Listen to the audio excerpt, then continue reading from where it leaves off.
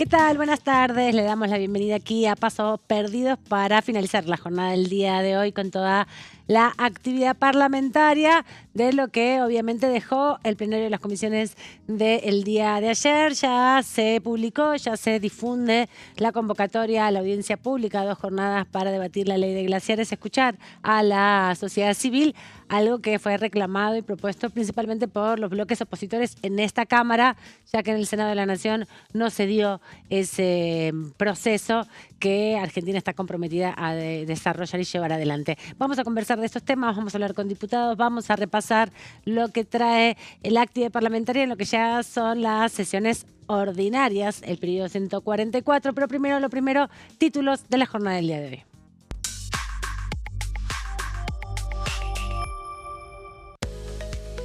Ley de glaciares se llevará a cabo la audiencia pública el 25 de marzo de forma presencial y el 26 por vía remota.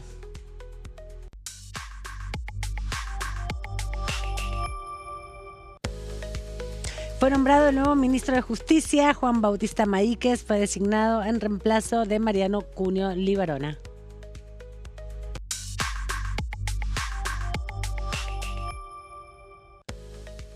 Manuel Adorni en el Congreso brindará su primer informe de gestión a mediados del mes de abril en la Cámara de Diputados.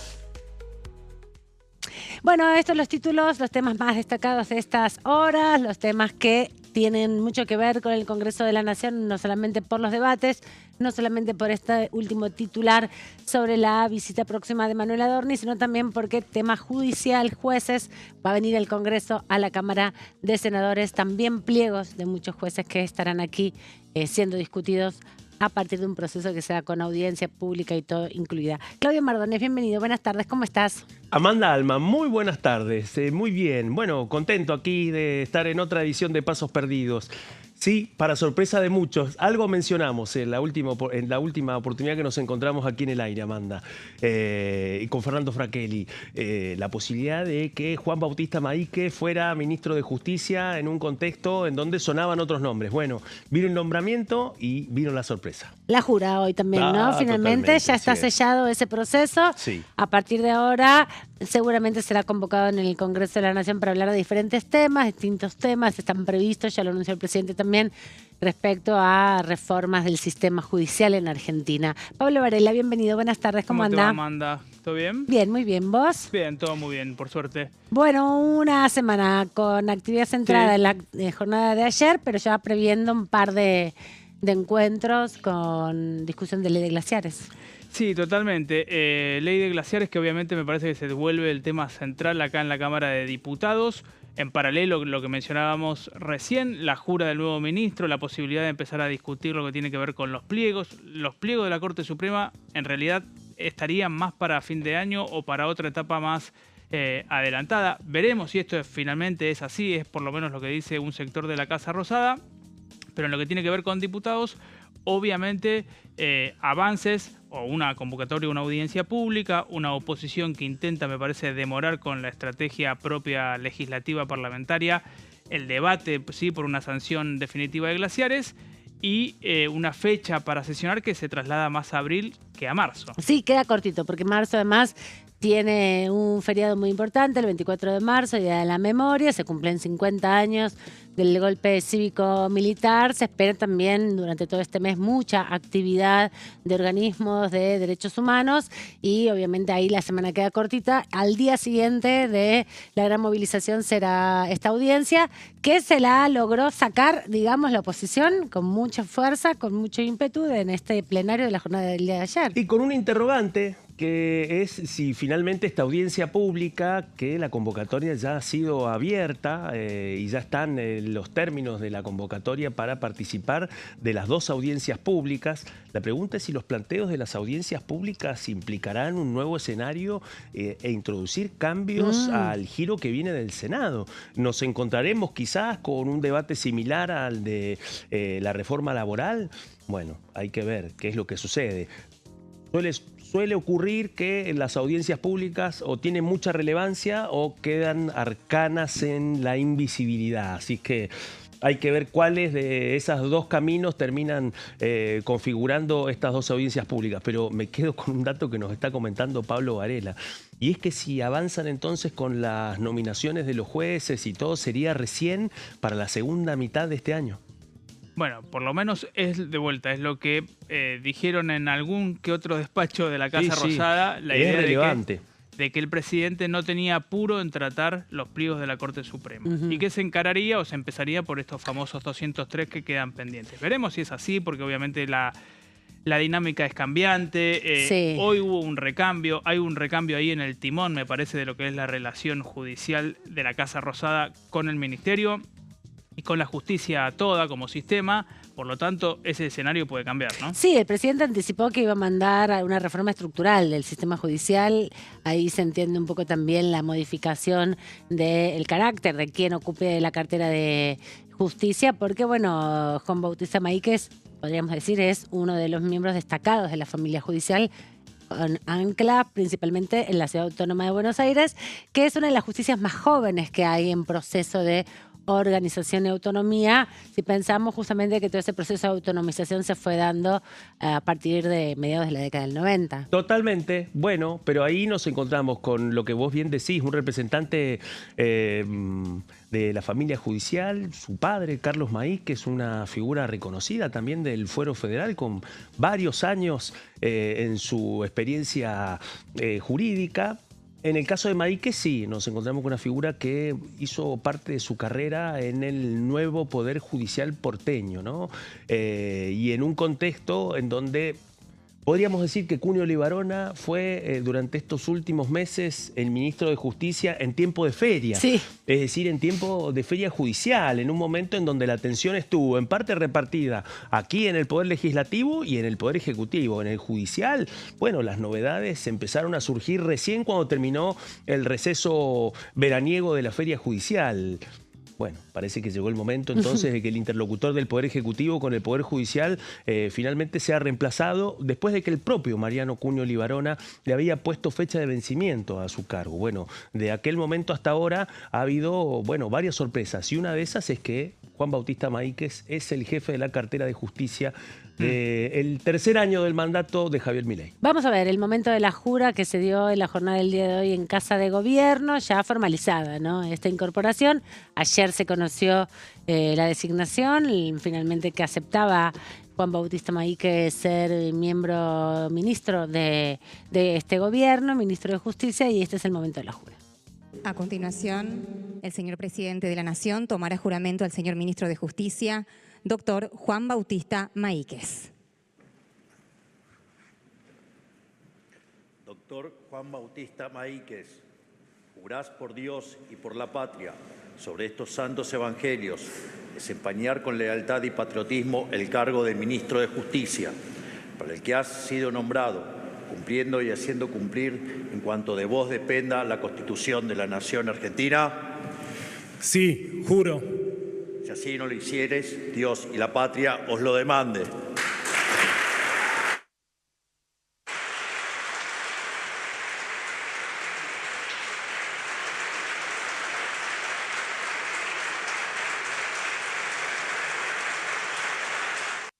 Bueno, el abrazo del que se va, del que llega, todos juntos a la vez, lo que será esta segunda etapa del gobierno de Javier Milei, los 2 segundos años, digamos, del gobierno que tiene previsto encarar reformas estructurales también en el proceso del Código Penal de la Nación. Vienen anticipándolo hace varios meses, hace varios años.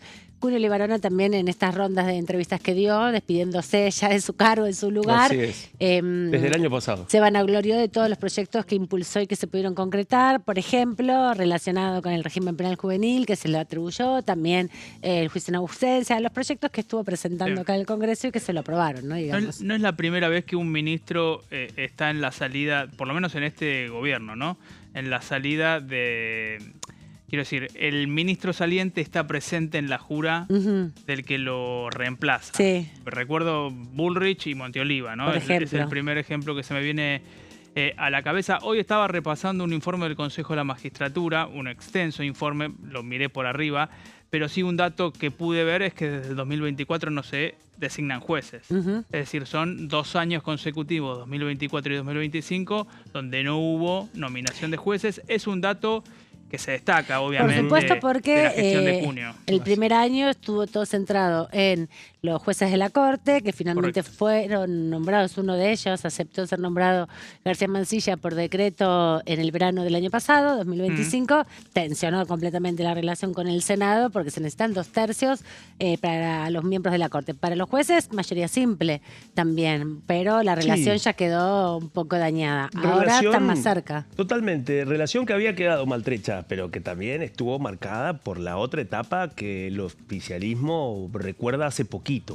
En el Senado, una minoría muy exigua, un bloque muy chico que se triplicó ahora, pero que en aquel momento limitaba muchísimo el margen de acción del oficialismo, especialmente para definir algunas cuestiones en una de las glándulas más sensibles del Senado. Y es la Comisión de Acuerdos, ¿no? Así como en el caso del Congreso siempre hablamos de la Comisión Permanente de Trámite Legislativo, la bicameral, como una de las zonas más sensibles de este Congreso de la Nación. Bueno, en el Senado la Comisión de Acuerdos es un área muy delicada. Por ahí, como bien decían ustedes, pasó el experimento para cubrir las 2 vacantes de la Corte. Finalmente eso fracasó. Y después de esa situación, con un oficialismo realmente exiguo en el Senado, la decisión ha sido esperar y ver. Bueno, hay que ver ahora si finalmente esta demora se corta o si finalmente vamos a transitar una gran parte de este año sin designaciones en áreas claves de juzgados federales de todo el país. Vamos a ver cómo va transitando esto, que depende específicamente del Senado de la Nación. Se hacen los concursos a través del Consejo de la Magistratura, se elevan los candidatos al Ejecutivo Nacional, se presentan ternas y así orden también de prelación para la designación luego de pasar por una audiencia pública aquí en la Cámara de Senadores, donde después se negocia también la designación. Jueces, fiscales y defensores oficiales son los que pasan por este trámite, necesitan una mayoría simple, la mitad más uno de los presentes y la mayoría de 37 para iniciar la sesión y que haya quórum. Pero volvemos a la Cámara de Diputados y vamos a repasar lo que decía Martín Ardoaín, diputado del Bloque PRO, sobre el debate de la ley de glaciares. Lo importante de la ley de glaciares es que poder desarrollar Argentina después de años aislados. Vemos los países vecinos que han podido desarrollarse, cuatriplicar, quintuplicar las exportaciones, pero en esta comisión lo que nosotros necesitamos es garantizar el medio ambiente, garantizar la salud de la población y que se cumplan los convenios con las provincias vecinas. La minería no incluye solamente una provincia, sino a complejos. Nosotros puntualmente en La Pampa tenemos un problema con Mendoza, estamos a favor de la minería, pero tenemos que garantizar el agua para La Pampa y ahí vamos a trabajar hasta las últimas consecuencias.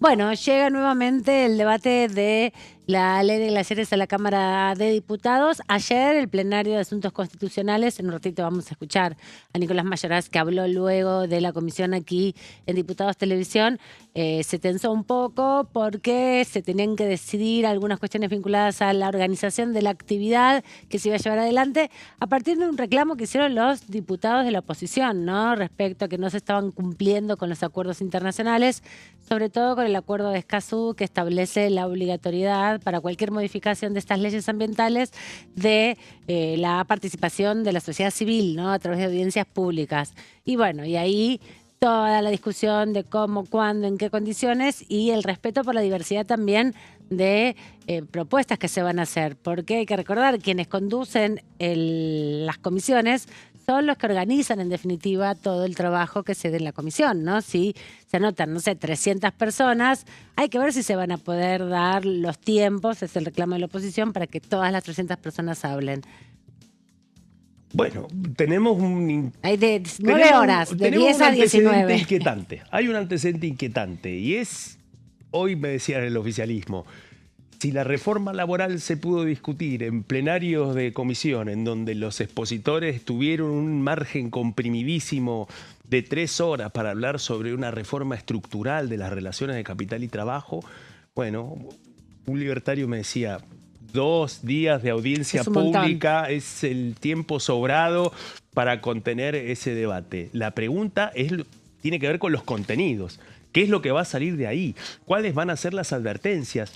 Pero también algo que nosotros hemos venido desmenuzando, y es el mensaje que las provincias y que los gobernadores posiblemente hagan sentir en esa audiencia pública, tal como lo han hecho saber en sendas cartas que han enviado y que también a través de distintos senadores se ha hecho escuchar ese punto de vista.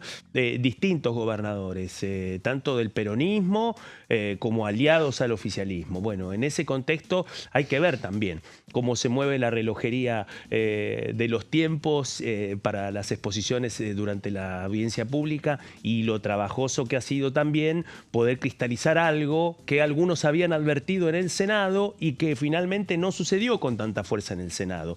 Esta es la gran pregunta. ¿Esto abrirá la posibilidad para que las certezas del oficialismo se encuentren ante un nuevo desafío y se introduzcan cambios? ¿No? ¿Será solamente un mero trámite?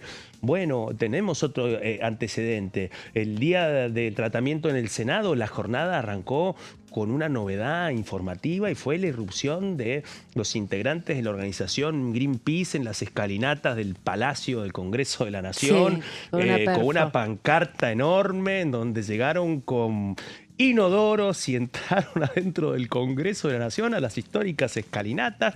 Quedó toda la seguridad en una situación muy incómoda y así arrancó esa sesión. Bueno, eso también es una muestra de cuáles son los planteos que también están en contra de la ley y que posiblemente se hagan sentir en el momento de la audiencia pública. De hecho, la audiencia pública está pensada para eso. Sí, de hecho, ayer cuando hablabas con los diputados, después de las comisiones que terminaron en horas del mediodía, ninguno del oficialismo aseguraba que lo que se pudiera verter en esta discusión podía incorporarse, podía generar o terminar plasmado en alguna modificación. Decían, bueno, hay que cumplir con la audiencia, por lo menos, paso a paso, por lo menos, pero en primera instancia se cumple con la audiencia, después veremos qué pasa y qué modificaciones se buscan plantear, porque ahí hay una discusión en torno a quién le corresponde y bajo qué criterios se va a hacer el relevamiento de los glaciares y de las zonas periglaciares.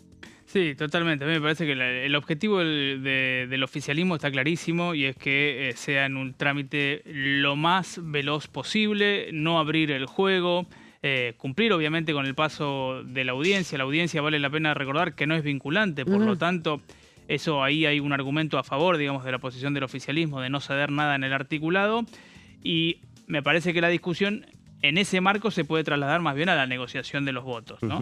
Y a qué apoyo sí, a qué apoyo no, y en todo caso, si efectivamente entre los aliados hay quienes quieran introducir alguna modificación en el articulado, básicamente lo que decís vos, Amanda, digamos, las autoridades de aplicación, cómo hacer el inventario, qué pasa si la provincia le dice al IANIGLIA voy a hacer uso de este recurso. El IANIGLIA, digo, está en potestad o no de rechazar eso. No sé si se dice prima facie, pero digamos, sin necesidad de argumentar ese rechazo. Me parece que esa es un poco la discusión y cómo se va armando la discusión. Y obviamente un oficialismo que está apurado en sacar esta ley. Recordemos que entre el 9 y 11 de marzo hay un evento en Nueva York que se llama Argentina Week. La Argentina quiere posicionarse como un lugar para invertir en minería, para desarrollo minero y demás. Y me parece que parte de la celeridad también está vinculada a eso. Vamos a seguir repasando lo que decían los diputados luego del plenario de las comisiones. En este caso, Guillermo Montenegro, de La Libertad Avanza, en la provincia de Buenos Aires. Bueno, acabamos de tener una reunión de comisión muy positiva donde definimos los lineamientos para comenzar a tratar el tema de glaciares. Lamentablemente algunos sectores de Argentina siguen sin entender, creo yo, lo importante que es poner el país en movimiento, pero aún con todas esas dificultades logró salir adelante, escuchar a todas las voces y tener una propuesta muy federal para la audiencia pública que nos espera. La audiencia pública va a ser 25 y 26 de marzo, un día presencial aquí en la Cámara, Otro día se espera para la conexión virtual de quienes desde las provincias, desde los territorios también quieran participar. Hay muchas asambleas que tienen su posición tomada en los distintos distritos. Hemos visto muchas movilizaciones. Mendoza, San Juan, San Luis también están trabajando en función a esto. En la Patagonia hay varias organizaciones que se han visto en Esquel, ¿no? En los últimos meses. Chubut. Seguramente estarán participando de manera virtual y las discusiones en torno a esta modificación que, como bien decíamos, estaba articulada con los gobernadores. El presidente de la Comisión de Asuntos Constitucionales, Nicolás Mayoras, también habló con Diputados Televisión con relación a la organización de este cronograma que comienza ya a rodar en la publicación de la convocatoria. El motivo de la reunión de hoy fue acordar un mecanismo para realizar una audiencia pública a los efectos, digamos, de considerar y poner a consideración de la ciudadanía el proyecto de reforma de la ley de glaciares. Y bueno, lo que hemos acordado es que se va a hacer el 25 y 26 de marzo. El 25 va a ser presencial aquí en esta Cámara y el 26 va a ser por Webex, es decir, para que se puedan conectar a aquellos ciudadanos, entidades u organizaciones del interior del país que no se puedan desplazar a la Ciudad de Buenos Aires, de manera de garantizar el federalismo en esta participación ciudadana. También está previsto que el que quiera lo pueda hacer por escrito, es decir, puede enviar su participación, su posición, su ponencia por escrito, por correo electrónico o bien en forma presencial a la Cámara. Y también está previsto que después todas las posiciones, tanto por escrito como presencial, como por vía remota, sean incorporadas a los antecedentes del proyecto y puedan ser puestas en consideración de los diputados al momento de dictaminar y de votar luego en el recinto. Habrá voces plurales a favor y en contra de la reforma de la ley y tendrá su posición después que la tendrá que, digamos, trabajar en su bloque. Estoy hablando aquí de todos los bloques y el oficialismo también. Nosotros no nos cerramos absolutamente a nada, por eso justamente que estamos haciendo esta convocatoria a la ciudadanía para escucharla y bien, si bien nosotros creemos que la ley está, la modificación de la ley está perfectamente bien alineada, digamos, a los objetivos y lo que se busca desde el Poder Ejecutivo, que es darle precisión a la ley. Lo que creemos obviamente es que en la escucha de la ciudadanía pueden surgir temas, inquietudes o cuestiones que bien se pueden considerar, es decir, que no estamos cerrados a nada. No estamos cerrados a nada, dice el diputado Mayoras. Veremos cómo va palpitando en las próximas semanas todo esto y cómo se va desarrollando. Mientras tanto, nos vamos rápidamente a la pausa, volvemos en instantes.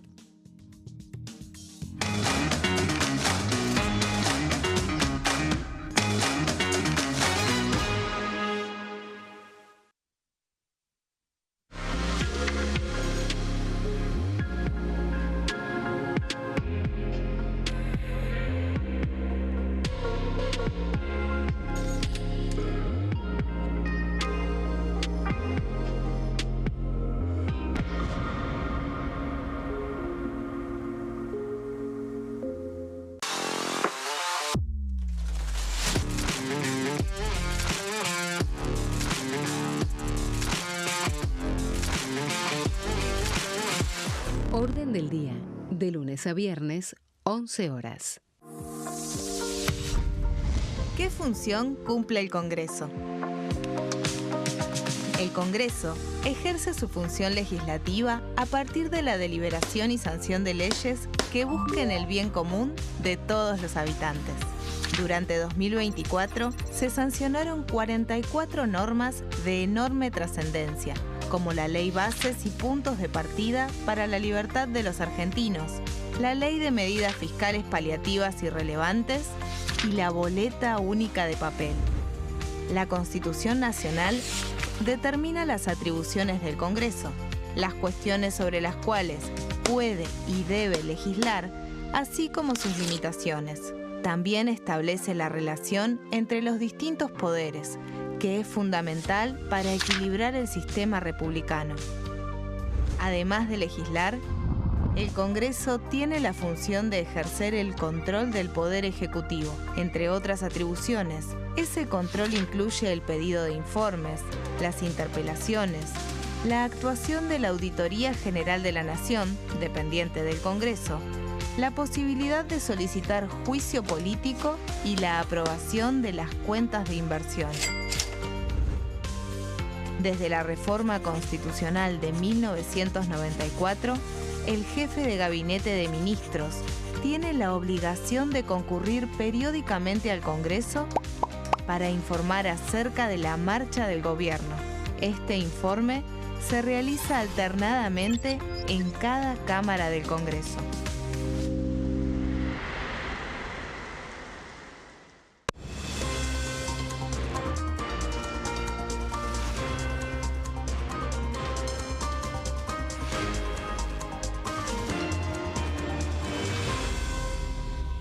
Consenso, de lunes a viernes, 12 horas. El sarampión es una enfermedad viral altamente contagiosa. Que no juegue con tu hijo. Puede poner en riesgo especialmente a menores de 5 años no vacunados. Ante la aparición de fiebre y manchas rojas en la piel, consulta de inmediato con un médico. La vacuna es la única forma de prevenirlo y es parte del calendario nacional de vacunación.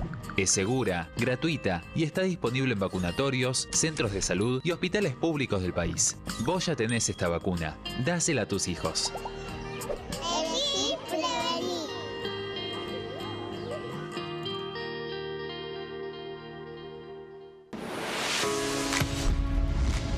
¿Cómo funciona el Congreso? Cuando un proyecto de ley ingresa a la Cámara de Diputados, ya sea presentado por un legislador, enviado por el Poder Ejecutivo o producto de una iniciativa popular, se trata primero en el ámbito de las comisiones. Las comisiones son el espacio de análisis y debate sobre los proyectos conformadas por legisladores de distintos bloques. Hay 46 comisiones permanentes que son centrales en la discusión parlamentaria, como Presupuesto y Hacienda, Asuntos Constitucionales o Legislación General. Existen también 32 comisiones especiales que tratan temas específicos. En su mayoría son bicamerales, es decir, que están compuestas por diputados y senadores, como la bicameral de trámite legislativo, encargada de analizar los decretos del Poder Ejecutivo. Para que un proyecto sea tratado en el recinto, debe contar con el apoyo de la mayoría de los integrantes de las comisiones a las que haya sido girado. Al finalizar una reunión de comisión, se dictamina sobre la pertinencia de tratar el proyecto en el recinto. El dictamen puede plantear la aprobación del proyecto o su rechazo.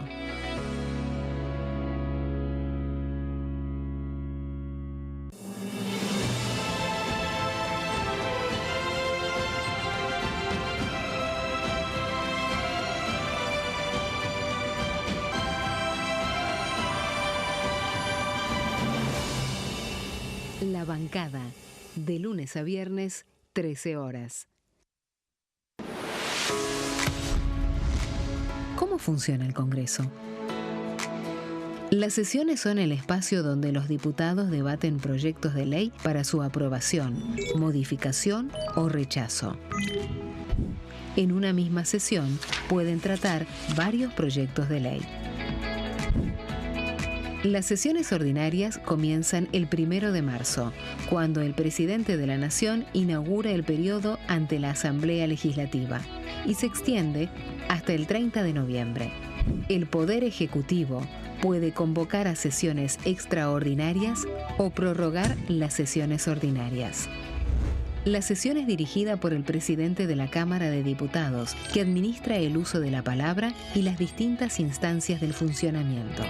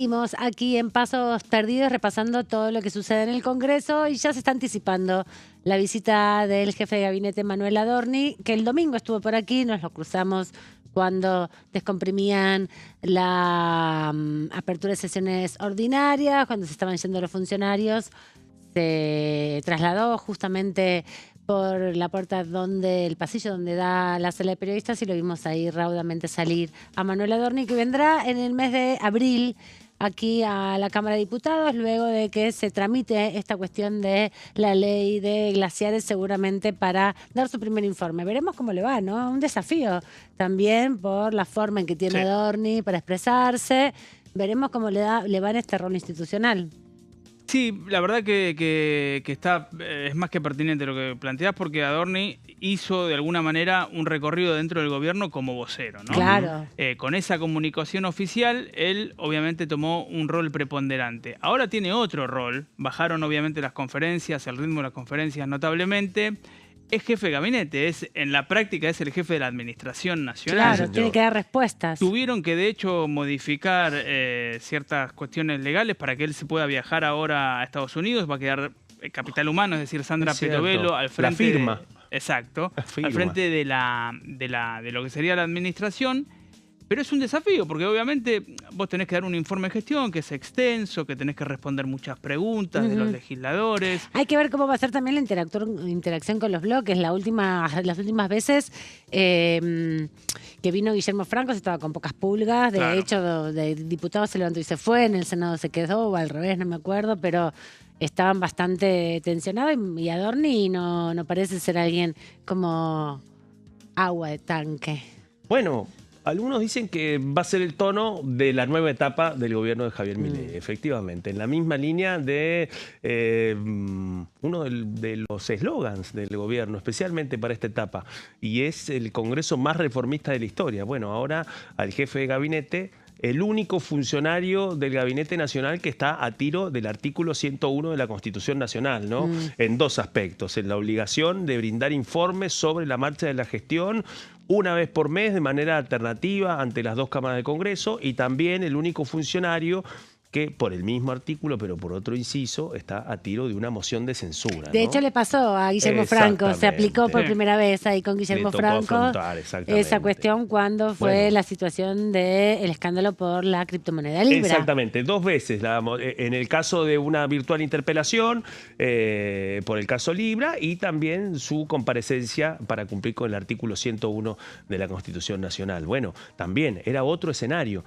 Va a ser toda una muestra de la configuración de poder del oficialismo después de triplicar sus bancas en las dos cámaras del Congreso de la Nación. En el caso específico de Adorni, bueno, el clima era quizá le toque muy distinto al que le tocó a Guillermo Franco, ¿no? Claro. Con un oficialismo exiguo, funcionando como un pararrayos de momentos muy complejos para el oficialismo, con una batería de autodefensas argumentales minuciosamente preparadas para transitar maratónicas explicaciones con cruces muy duros, tanto en el Senado como en la Cámara Baja, y con el corolario de lo que sucedió con Franco, ¿no? Su deseo de achicar y reglamentar cómo es la presencia del jefe de gabinete para cumplir con el artículo de 101 de la Constitución. Es decir, achicar los plazos, los tiempos, las intervenciones. Evitar 8 horas de exposición. Exactamente, de exposición ante los diputados o ante los senadores. También eso es otro tema, porque el oficialismo, con los números que estaba, no podía impulsar nada. No, claro, ahora cambió el escenario, Exacto. Y además también hay varios diputados que, bueno, va a empezar por la Cámara de Diputados, ¿no? Porque la última visita de Franco fue en Senado en noviembre, antes de dejar el cargo. Y va a empezar por diputados, donde hay varios diputados polemistas que van a apoyar, digamos, su exposición, y con algunos con los que va seguramente a interactuar. Pero bueno, va a ser cuestión del mes que viene, después que se pase este proceso de la ley de glaciares, que es uno de los puntos, de los desafíos que el gobierno se puso en diciembre del año pasado, y casi el último escollo que le queda por delante para saldar, ¿no? Y tener finalmente todo el proceso de las extraordinarias resuelto, en definitiva, con los temas más importantes y los acuerdos más profundos que hizo. Totalmente. Y hay que ver cómo va a respirar la negociación en torno a una nueva ley de financiamiento universitario, cómo va a avanzar esa negociación. No aparece en el radar del oficialismo, aunque el presidente Javier Milei extendió por 24 horas el periodo de extraordinarias hasta el 28 de febrero y extendió el temario, sumando la ley de financiamiento universitario, en un momento de tensión con la comunidad universitaria, pero también de negociaciones subterráneas con el Consejo Interuniversitario Nacional, con el radicalismo como una especie de árbitro, una negociación hasta ahora perdidosa. Algo está sucediendo porque algunos dicen que sigue estando en el radar del oficialismo. Bueno, vamos a cambiar un poco de tema porque lo habíamos anticipado en el bloque anterior, que uno de los temas de la agenda para este año 2026 del Gobierno Nacional y con la modificación, con los cambios en el Ministerio de Justicia, empieza a allanarse el camino para la designación de jueces y fiscales. Pablo, nos trajiste una síntesis, unas placas, un recorrido que podemos hacer contigo para saber cuál es el escenario que nos encontramos en este periodo 144 sesiones ordinarias. Sí, les mencionaba antes que estuve leyendo un informe del Consejo de la Magistratura en donde da cuenta de cuáles son las vacantes o por lo menos los procesos en trámite más importantes. Obviamente que esto va a ir modificándose y va a ir cambiando, pero me parece que es interesante para tener un estado de situación, una mini foto, aunque sea de una película que obviamente es mucho más extensa, pero que viene a colación obviamente de lo que sucedió hoy en el Salón Blanco de la Casa Rosada, donde el flamante nuevo ministro Juan Bautista Maíquez se hace cargo de la justicia, después de 2 años de Mariano Cuñol y Varona y de mucha interna también, ¿no? Vale decir, dentro del oficialismo por el manejo del dispositivo judicial, y me parece de tropezones muy grandes en lo que tiene que ver con la Corte Suprema de Justicia, García Mansilla y Ariel Lijo. Acá vemos en la primera placa que en la órbita del Poder Ejecutivo todavía hay 203 vacantes o 203 pliegos que el Ejecutivo tiene que remitir al Senado, ¿sí? No son pocos, estamos hablando de un número muy grande. Obviamente que cuando uno ingresa a desglosar estos 203 vacantes, ahí vos tenés juzgados federales, tenés juzgados nacionales. El oficialismo siempre pensó o trabajó en la idea de poder negociar con los gobernadores, porque obviamente muchos de esos juzgados federales están en las provincias o en distintas provincias. Decías vos, Amanda, antes que necesitas 31 votos, es decir, 37, la mitad más 1, pero obviamente no deja de ser importante y además no deja de estar o puede estar atado a otras negociaciones, ¿no? Por supuesto. Que no es solamente la de un juzgado. Hoy no tiene 37 el oficialismo contando con su propio bloque, son 21 en la Cámara de Senadores, necesita 16 todavía, que son un montón. Sí, lo que pasa es que ahí hay algunos datos que ver con las negociaciones para cubrir vacantes después de las demostraciones de fuerza que hizo el oficialismo en el Senado con votos propios prestados y algunos demás. Recordemos. Sobrantes. Sí, totalmente. Que bueno, que era toda una señal política, pero corríjanme, pero reforma penal juvenil, 44 votos. En el caso de la reforma laboral, 42 votos. Estamos hablando de números que están holgadamente por encima de esos 37. La pregunta es el peso de esos votos, ¿no?, en la negociación, porque ahí van a tallar aliados a veces esquivos y no tanto, en un examen que hasta ahora no pasó por el Congreso, por el Senado, y es cómo se van a comportar los aliados a la hora de discutir una vacancia en la justicia con fuerzas políticas y con gobernadores que hace 2 años que están esperando meter la cuchara para designar a determinado funcionario o candidato. Y en un contexto donde se acaba de aprobar un régimen penal juvenil que requiere de muchos recursos económicos para su implementación, también en los distritos y en las provincias, así que todo está un poco ahí vinculado, me parece. Totalmente. En el Consejo de la Magistratura hay 157 vacantes en trámite, es decir, que están todavía en este cuerpo colegiado que obviamente tienen la Corte Suprema de Justicia, bueno, el titular de la Corte Suprema de Justicia, que es Horacio Rosati, también al titular del Consejo. Ahí hay representación de abogados, hay representación obviamente del Congreso, de la Cámara de Diputados, de senadores. Hay un representante del Ejecutivo que suele ser el secretario de Justicia, por eso la importancia también del desplazamiento de Sebastián Amerio. Seguramente ahora Santiago Viola va a ser el que esté a cargo de representar a Javier Milei en el Consejo de la Magistratura, pero hay 157 trámites. De ahí, del Consejo de la Magistratura, sale una terna que va al Poder Ejecutivo, y el Poder Ejecutivo hace una selección de esa terna. Una terna. Exactamente, y ahí lo remite al Senado. Senado, decíamos antes que la Comisión de Acuerdos es clave. En el primer tramo de la gestión de Javier Milei la presidió Guadalupe Tagliaferri, ¿sí? Una mujer muy cercana a Horacio Rodríguez Larreta. Tuvo un rol importante cuando se discutieron los pliegos del hijo y de García Mansilla, porque recordemos que primero fueron nominados en comisión.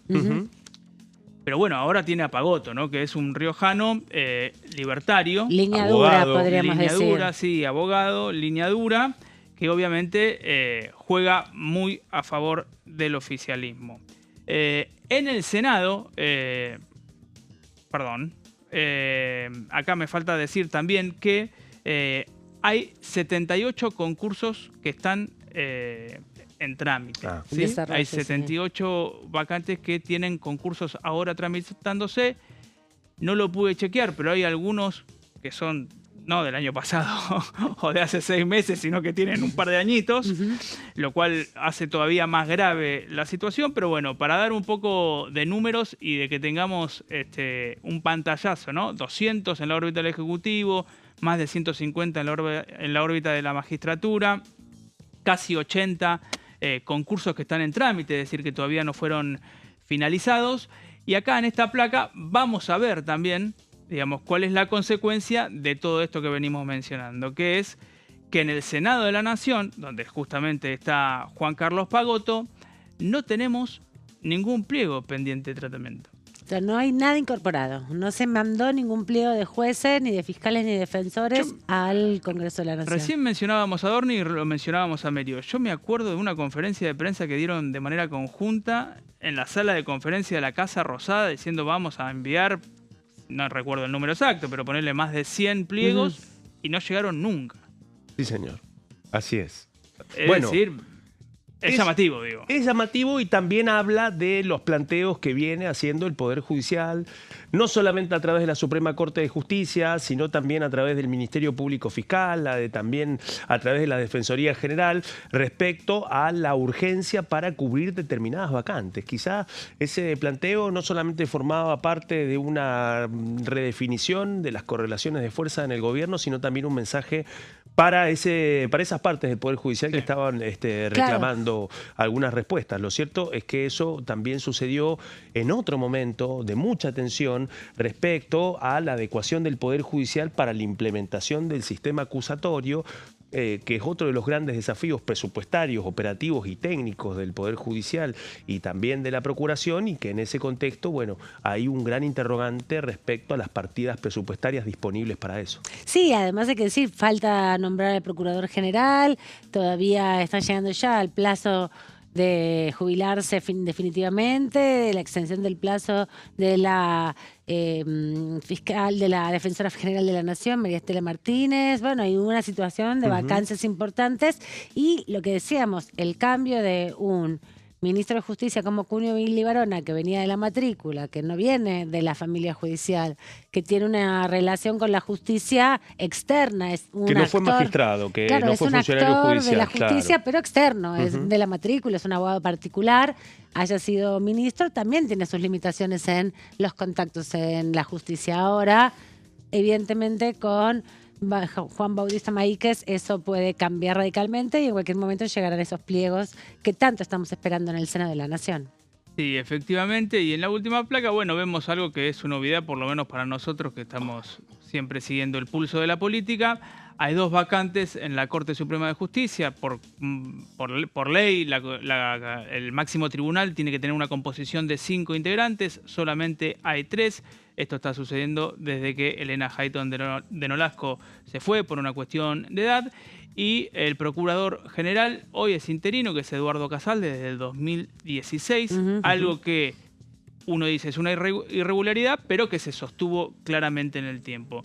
Y a colación de lo que mencionaban del sistema acusatorio, el hecho de tener un procurador no es un tema menor, porque es un servicio de justicia que muchas veces lo vemos deficitario, ¿no?, en el día a día. Sí, y además las causas no solamente que tienen que ver con la justicia federal, vinculadas al narcotráfico y la corrupción, a los conflictos entre provincias, ahora que estamos hablando de la modificación de la ley de glaciares, bueno, van a tener su trabajo también en la Procuración General de la Nación y muchos servicios de justicia que se fueron cambiando porque con la política del gobierno de Javier Milei ya algunas prestaciones que hacía el Poder Judicial no se están desarrollando de la misma manera, ¿no? El acceso, los centros de acceso a la justicia, las políticas de formación y capacitación en género, que son parte también de las obligaciones que tenía el Ministerio de Justicia. Veremos cómo va desarrollándose, pero lo importante es que el Senado de la Nación tiene un rol pendiente de estos primeros 2 años de la gestión de Javier Milei, que está vinculado con la designación de jueces, fiscales, defensores, jueces de la Corte Suprema.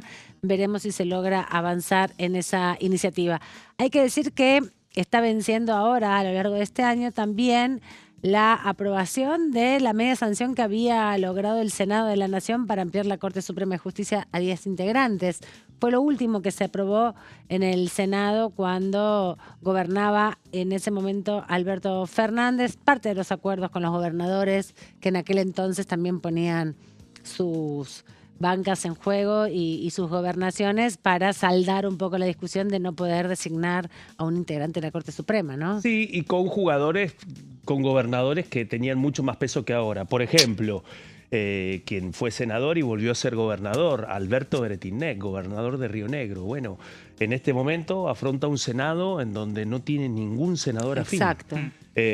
Solamente una muestra que también refleja este termómetro, el interés de distintos gobernadores de distinta orientación política de redefinir el diseño de la Suprema Corte de Justicia.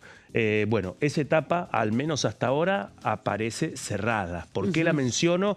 Porque es un tema que también resonó adentro de la administración del presidente Javier Milei durante el primer año y medio de su gestión. La idea de hacer un cambio en la composición de la Corte también formó parte del intento de cubrir sus 2 vacantes, ¿no? Me refiero a las vacantes de Elena Hayton de Nolasco y de Juan Carlos Maqueda. 2 intentos que finalmente fracasaron, pero que venían de la mano también. Y quizás de la mano de un planteo de los gobernadores que se vuelve a escuchar ahora. La pregunta es, ¿qué es lo que va a pasar con esta nueva mayoría? Con un oficialismo que está tan cerca de conseguir los 2/3 en el Senado para poder cubrir estos 2 cargos que puntualizaba Pablo Varela en el final de su informe. Las 2 vacantes de la Corte y también el interinato que sigue ya 10 años cumplirá Eduardo Casal al titular al frente del Ministerio Público Fiscal, una de las estructuras más sensibles del Poder Judicial, la más verticalista de todas, porque basta hablar con cualquier fiscal federal para poder comprender los cuidados que tiene que tener por precisamente la verticalidad que impone el diseño del Ministerio Público Fiscal, sea quien sea el Procurador General de la Nación, ¿no? No, claro, y además con estas nuevas mayorías que ha logrado articular la senadora Patricia Bullrich, le da al gobierno un horizonte para poder avanzar en esos nombramientos. Cargos que son vitalicios, que llegan hasta los 75 años de edad de la persona que los ocupe y que tienen que ver con cargos estratégicos para el armado institucional de la Argentina y que vienen hace muchos años vacantes ya respecto a la falta de acuerdos con los distintos espacios políticos para poder nombrar a estos funcionarios. Pero va a ser un tema que se va a ir desarrollando a lo largo de los próximos meses aquí en la Cámara de Senadores, que es la única Cámara que se encarga de este trámite parlamentario, de este trámite de designación de miembros del Poder Judicial, mientras la Cámara de Diputados va a seguir discutiendo proyectos de ley, no solamente los que impulsa el Ejecutivo Nacional, ahora ya empiezan los diputados y senadores a presentar sus propias iniciativas y a negociar desde los distintos sectores para que se pueda incorporar a la temática y a la agenda de debate de las comisiones. Faltan constituir la mayoría de las comisiones, se constituyeron 7 comisiones hasta el momento aquí en la Cámara Baja, vinculadas a los temas que tienen que ver con las sesiones extraordinarias, y estas próximas semanas seguramente, mientras se tramita la convocatoria de la audiencia pública, vamos a ver todo el proceso de negociación que ya comenzó hace varios meses para la designación de autoridades en comisiones importantes. Falta, por ejemplo, legislación general, que es una comisión muy importante que tiene que consolidarse y, bueno, alrededor de 38 comisiones más, algunas que van a funcionar más, otras que van a funcionar menos, y una nueva mayoría para el oficialismo también en la negociación.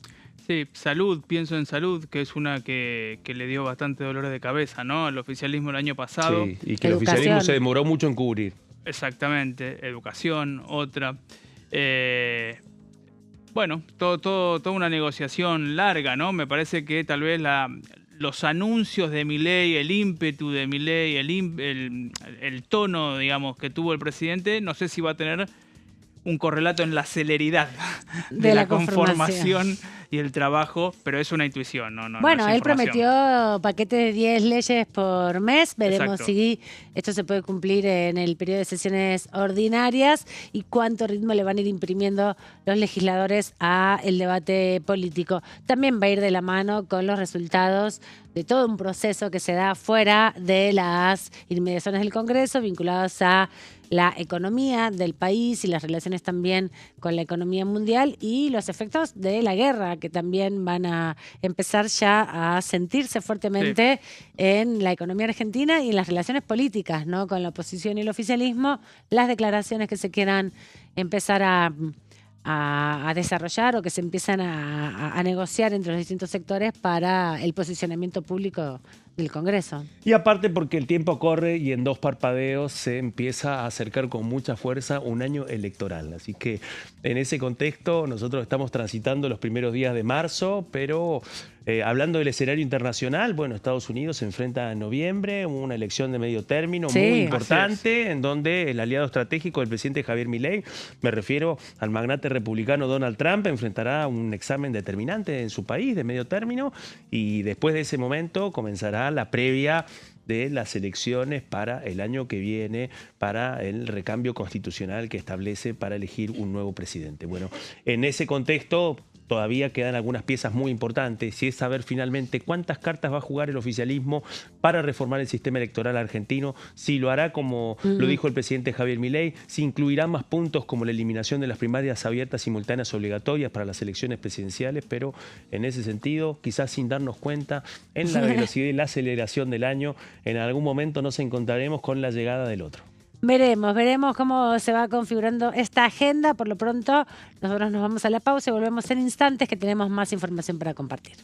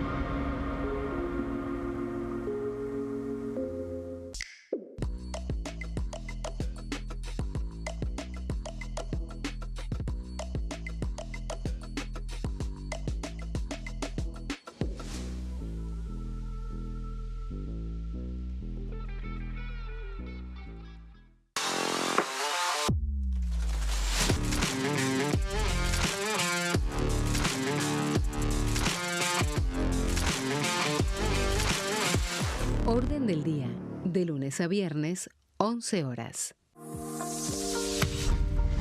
¿Qué función cumple el Congreso?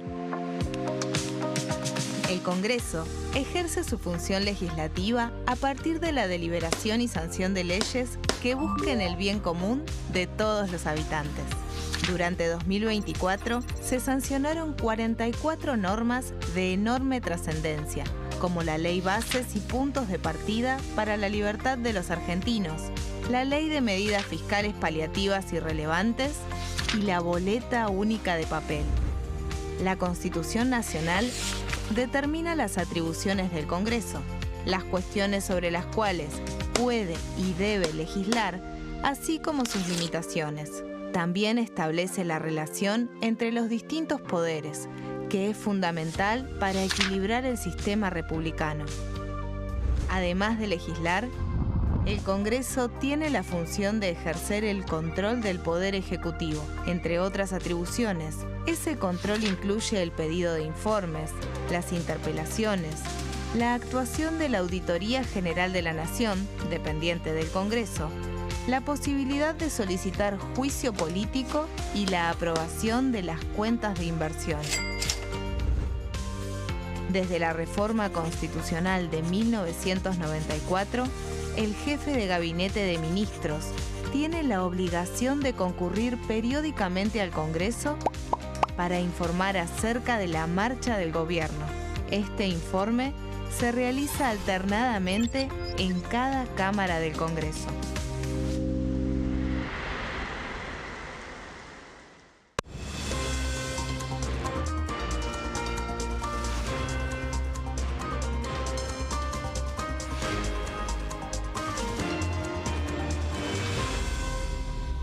Consenso, de lunes a viernes, 12 horas.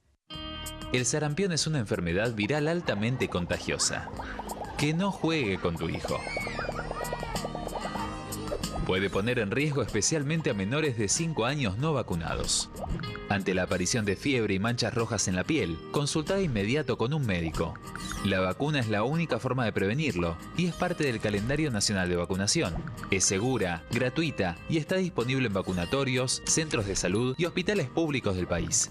Vos ya tenés esta vacuna. Dásela a tus hijos.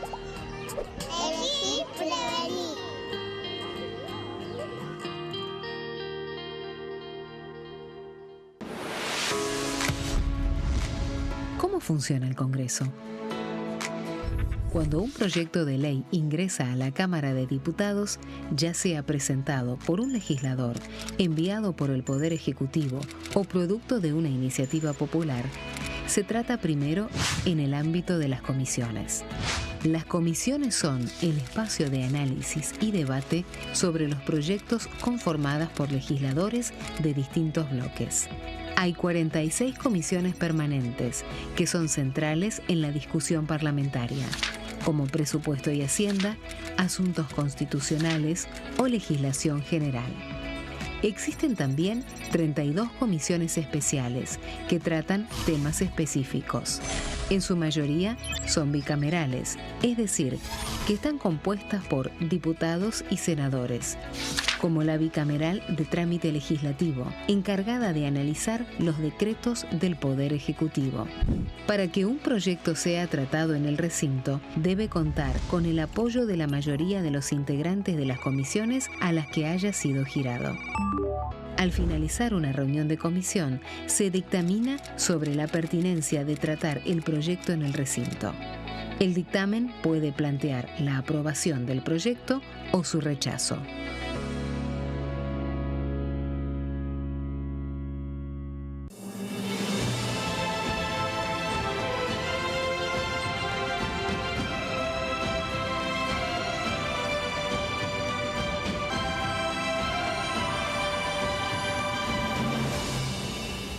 La bancada, de lunes a viernes, 13 horas.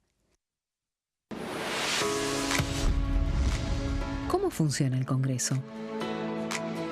Las sesiones son el espacio donde los diputados debaten proyectos de ley para su aprobación, modificación o rechazo.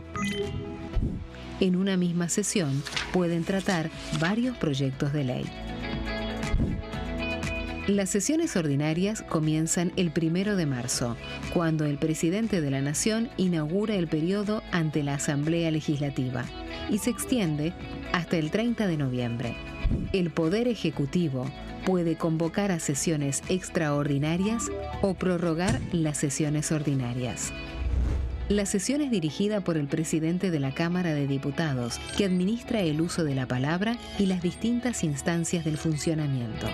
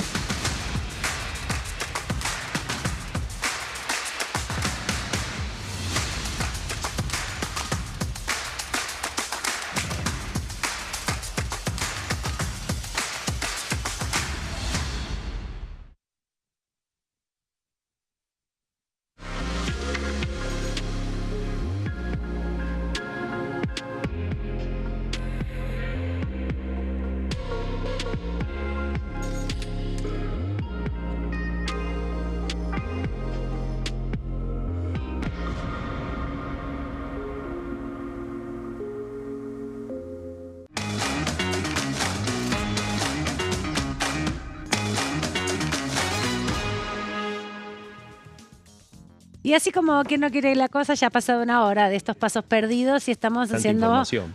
mucha información porque estamos resumiendo un poco lo que ha dejado la jornada del día de ayer, que tenía la intención el oficialismo de dictaminar, de hacer un trámite muy veloz, la discusión de la ley de glaciares, pero bueno, tomó mucha relevancia también el debate en las provincias. Se está complicando porque hay movilizaciones en los distintos...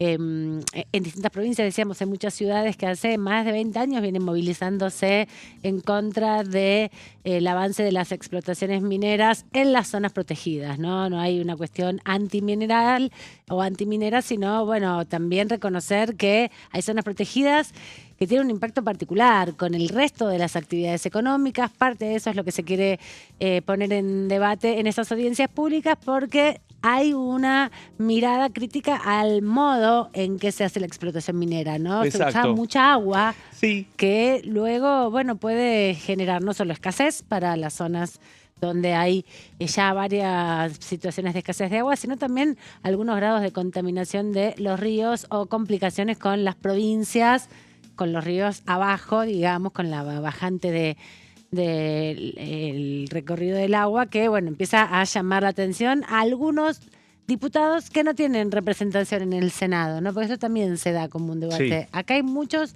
diputados que no responden a gobernadores. Bueno, tal cual. De hecho, el Senado es la Cámara de las Provincias y ahí hay un teléfono rojo que cualquier gobernador puede utilizar en algunos casos para hacer valer eso.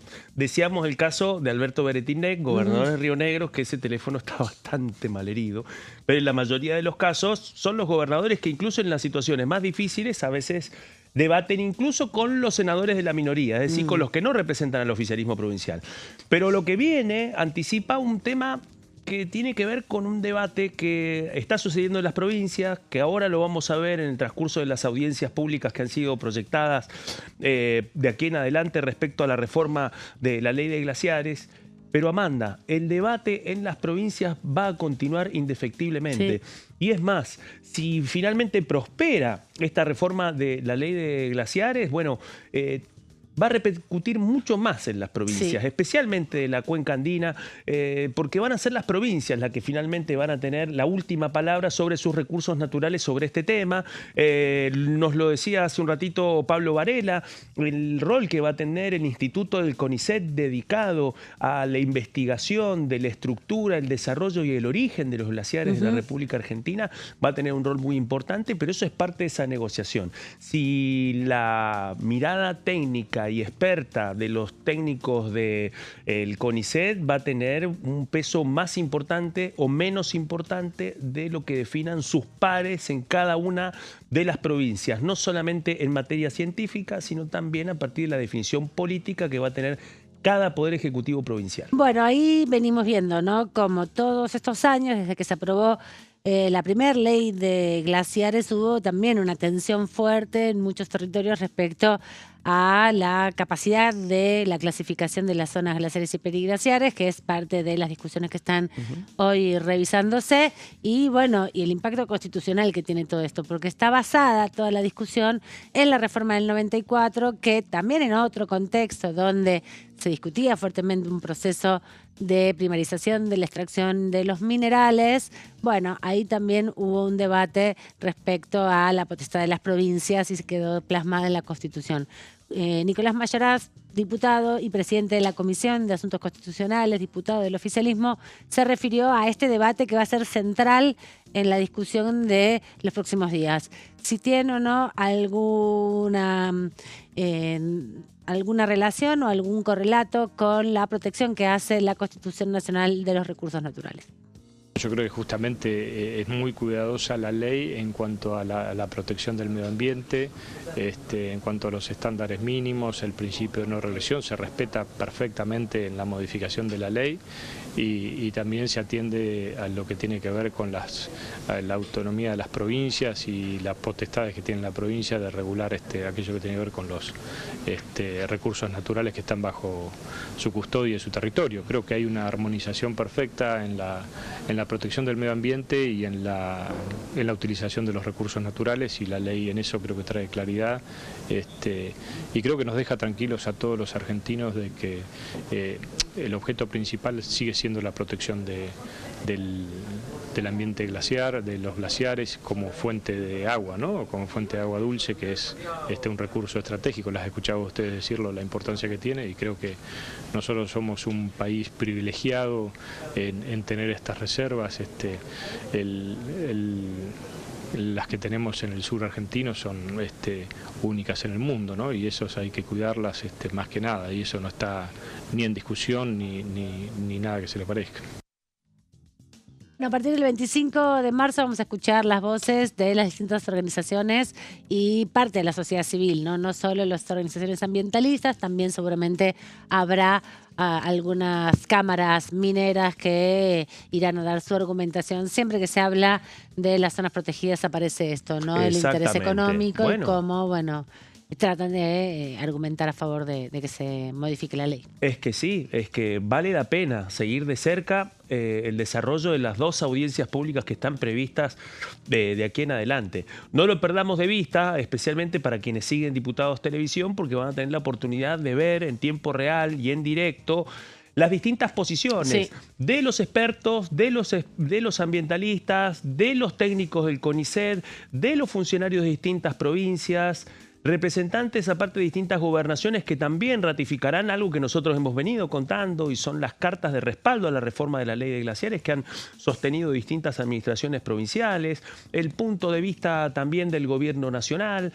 Bueno, en ese contexto vamos a asistir a la cristalización del debate subterráneo que cruza a este Congreso por segundo round en 15 años, ¿no? En 15, 16 años. El primero tuvo un saldo y fue la primera ley de glaciares, con un debate que muchas veces sirve de espejo ante las posiciones de algunos protagonistas que siguen en el Senado, otros que sostienen las mismas posiciones, otros que no, pero que reviste también la importancia del debate que está en juego y también la oportunidad que encuentra la industria minera en este momento, indudablemente.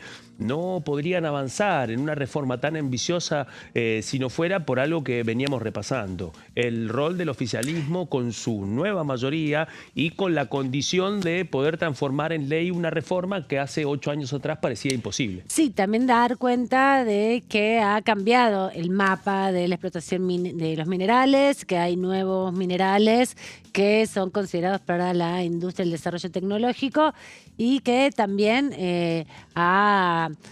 todo el régimen minero se ha fortalecido, se ha constituido sobre una ley que es muy vieja, ¿no? Y que ha habido muchas instancias en este Congreso de la Nación para hacer un nuevo código minero, para reinterpretar la relación respecto a las regalías que está en la Ley Nacional de Minería y que también es ahí, de los pocos años después de la reforma constitucional. Pero también tiene que ver con los temas de agenda del Congreso de la Nación, ¿no? No solo lo que impulsa el Ejecutivo Nacional, sino proyectos que empiezan ya a publicarse, a presentarse a través de mesa de entradas, hubo unos cuantos.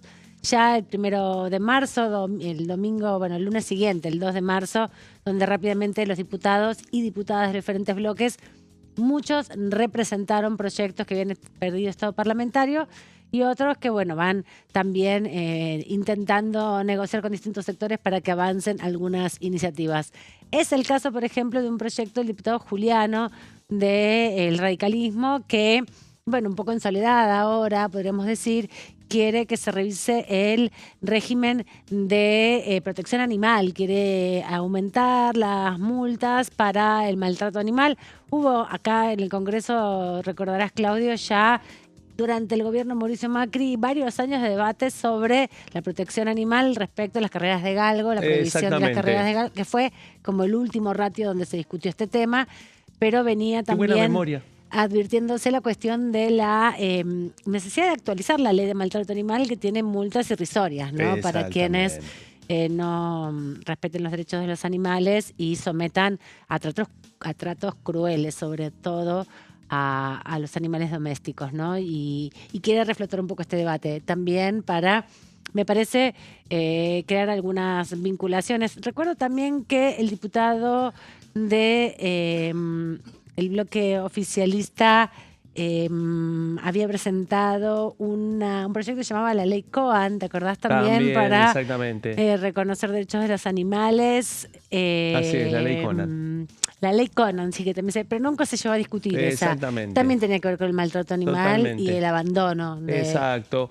Y había surgido luego de que se viralizara un perro que había sido atropellado en una calle de la provincia de Buenos Aires. Me parece que hay estrategias de algunos bloques también para unificar fuerzas y lograr algunas legislaciones que no solo recaigan en la agenda del oficialismo y que temas que son por ahí mucho más cercanos en términos de empatía con la sociedad, ¿no? Que no son tan conflictivos en términos ideológicos. Este es el momento para hacerlo. Este es el momento para hacerlo. Por Hay eso dos la oportunidad. momentos. Mesa de entradas de la Cámara Baja y la del Senado arden en estos días porque también empiezan a aparecer parte de estas agendas que alternativas sobre distintos reclamos sectoriales que golpean la puerta de los despachos de diputados, de legisladores de distinta orientación política sobre estos temas. Uno tiene que ver con el maltrato animal. Sí, que genera, bueno, la empatía con distintos sectores, con sectores de proteccionistas, y es también algo o un tipo de proyectos que tiene un trasfondo obviamente vinculado a las prácticas abusivas por parte de los humanos sobre los animales, pero en un contexto donde, bueno, hay una realidad económica, hay una situación social muy preocupante por parte también de los distintos sectores sociales que, bueno, encuentran ahora esta discusión que presentó el diputado Juliano. Veremos qué pasa, si se llega a discutir o no, porque después hay que ver cómo se negocia en la agenda. Y otro de los proyectos que también en los últimos días ingresó como primera actividad de aquí de la Cámara de Diputados tiene que ver con un proyecto que muy acorde al mes de marzo. 8 de marzo es el Día Internacional de las Mujeres Trabajadoras y el Congreso de la Nación viene legislando hace muchos años ya respecto a la violencia de género y también a al registro de los deudores alimentarios. La vicepresidenta del bloque de Unión por la Patria, Cecilia Moró, impulsó en su momento un proyecto para la prohibición o para ampliar el régimen de deudores alimentarios, sí. La prohibición de, por ejemplo, acceder a los partidos de fútbol. Totalmente. O a las actividades recreativas, poder sacar una tarjeta de crédito, comprar entradas con tarjeta de crédito para un recital si está registrado en el registro de deudores. Y no entrar a la cancha, por ejemplo. Bueno, ahora que sabes que quieren incorporar que no se puede entrar a los casinos. Bueno. Otro de los lugares donde se supone que, bueno, el dinero que se tiene que aportar para la manutención de los hijos, primero se tiene que garantizar a través de la cuota alimentaria y cuando sos un deudor alimentario no puedas apostar o ingresar al casino para que se restringen también estos espacios de esparcimiento para aquellos que no cumplen con sus obligaciones parentales. Vienen a revisar estas leyes, en definitiva, bueno, los resquicios por los cuales también las demandas en este caso, las mujeres que mantienen a sus hijos y no cuentan con la cuota alimentaria, empiezan a mostrar cuáles son los resquicios por los cuales no se cumple con sus obligaciones, ¿no? Así que también van a incorporar esto. Esta es otra alternativa de proyectos que se han presentado largamente durante los últimos 12, 15 años, con un debate que ha formado parte de la conversación pública en distintas oportunidades. El tema de fondo es cómo lograr que los deudores alimentarios queden cada vez más acotados en su margen de acción cuando incumplen con sus obligaciones. Ahí es donde se abren dos interrogantes. ¿Qué es lo que ha pasado respecto a las mayorías políticas para poder conseguir la sanción de estos cambios? Porque realmente no han prosperado. Este es uno de los puntos. Y en el caso específico de lo que está vinculado con los juegos de azar, bueno, no perdamos de vista que el Congreso de la Nación ya viene afrontando demoras al respecto de proyectos que incluso habían llegado a su media sanción. Un caso específico es finalmente los cambios respecto a las apuestas online y a las propagandas de las apuestas deportivas online. Un tema que atravesó esta Cámara de Diputados y que finalmente iba a prosperar en el Senado y que tampoco prosperó y que quedó a la espera de la voluntad política para que eso finalmente avanzara. Ahí está durmiendo ese giro, esperando que se pueda concretar y con el tiempo corriendo ante el riesgo de perder estado parlamentario. Claro, me acuerdo que hubo un trabajo muy articulado de los diferentes bloques. De hecho, fue una de las leyes que sacó una cantidad importante de votos y mucha transversalidad respecto a la limitación de acceso para los menores a las apuestas online, sobre todo por las denuncias y la preocupación por la ludopatía, por la adicción a las apuestas en contextos críticos donde las economías no son fáciles de saldar para los adultos, con los salarios congelados, con el impacto de la inflación y los adolescentes tratando también de resolver su vida. Y también, un dato muy importante, las casas de apuestas online como grandes auspiciantes del fútbol argentino, ¿no?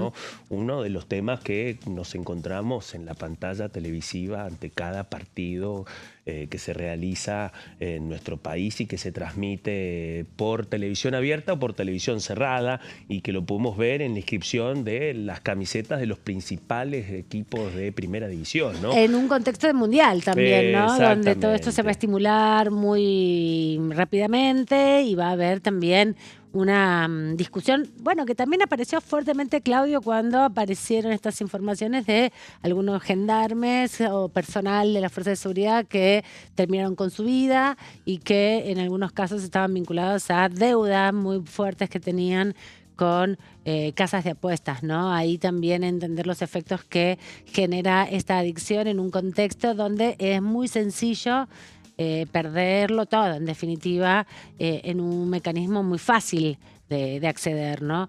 Y cómo van construyendo las limitaciones. Veremos cuál es la agenda de la oposición, porque el año pasado fue una agenda vinculada a los temas económicos, a la sostenibilidad de políticas públicas trascendentales como el sistema de salud, el sistema de asistencia a la discapacidad, el sistema educativo universitario, cuando tenían una mayoría que les llevó todo el año discutir en varias oportunidades todo esto. Muchos proyectos que venían impulsando los diputados en otros años no pudieron ser ni debatidos ni presentados, en definitiva, porque la agenda fue económica más que nada. Y en el caso específico de las apuestas online, apuestas deportivas online, en el caso de las apuestas deportivas online clandestinas y las que están legalizadas, hubo un gran crítico y es el episcopado, me refiero a la representación política de la Iglesia Católica Argentina, que hizo distintos planteos y advertencias respecto a su preocupación ante la posibilidad de que el trámite legislativo se frenara, que es finalmente lo que sucedió. Bueno, ahora en vísperas de un nuevo mundial nos encontramos con una realidad omnisciente en los medios, e insisto, son las casas de apuestas uno de los grandes anunciantes de los medios, uno de los grandes anunciantes de los equipos de fútbol de primera división, en donde el mensaje es muy tenue y en donde las grandes figuras del fútbol, en las grandes propagandas que protagonizan sobre el final, recuerdan, para evitar un escándalo mayor, que si tenés menos de 18 años no podés apostar. Sí, una leyenda, ¿no? O alguien comentándolo, una estrella del deporte apelando a tu conciencia cuando ya te dijo todo. Claro, cuando parte el diagnóstico en el debate que se dio durante 2 largos años en este Congreso, tenía que ver con que eso no era justamente lo que limitaba, sino los atajos que consolida el sistema digital permite que sea todo mucho más sencillo.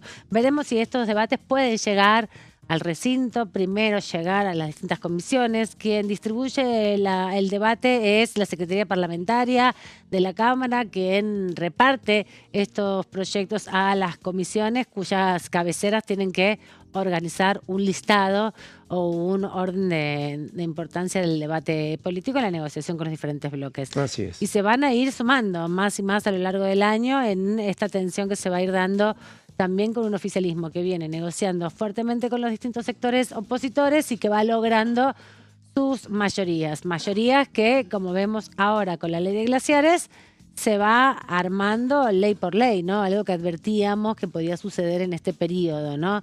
No tanto consolidado una mayoría para todos los temas, sino, avanzando paso a paso, ley por ley, proyecto a proyecto, negociando con los diferentes sectores. Y también una serie de iniciativas que van a comenzar en las próximas horas a circular por aquí, por la Cámara de Diputados y de Senadores respecto a el mes de la memoria, ¿no? Sin duda, 50 años de la última dictadura cívico-militar y los actos de memoria que se van a ir desarrollando hacia el 24 de marzo, donde también en el Congreso aparece siempre distintos proyectos de resolución para reconocer el trabajo de madres y abuelas de Plaza de Mayo en la búsqueda y la recuperación también de la identidad de los nietos apropiados durante la última dictadura. Así que son parte de los temas de agenda que aparecen en este primer periodo, en esta primera etapa del Congreso de la Nación, con actividades que también se van articulando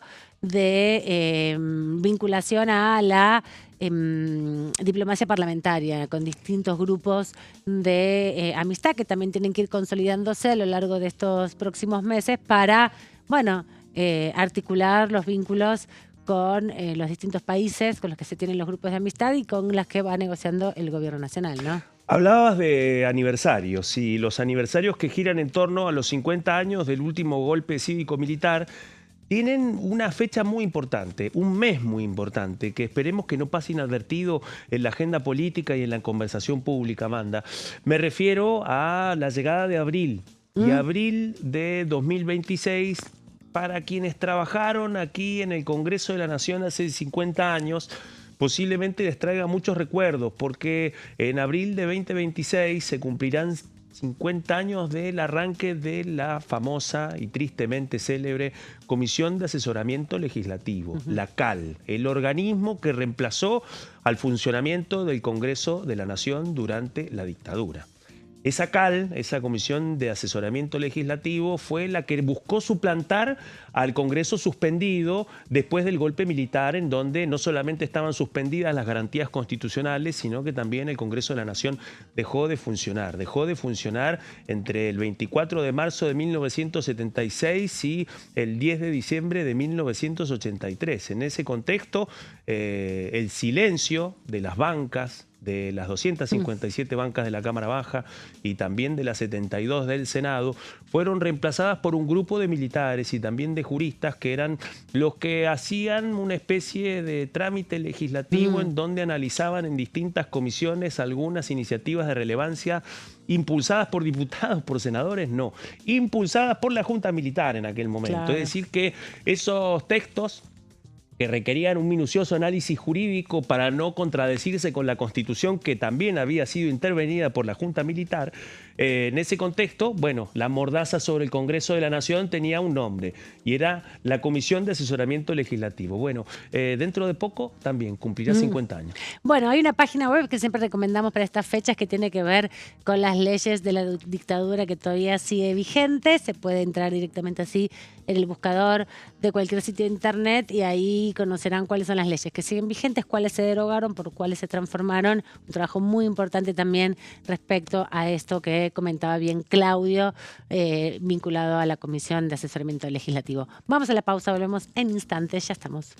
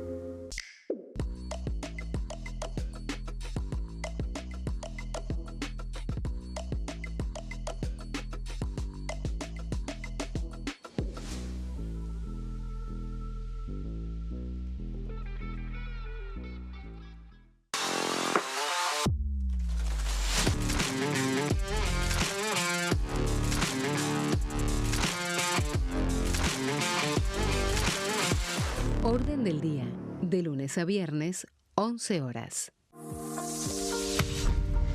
¿Qué función cumple el Congreso?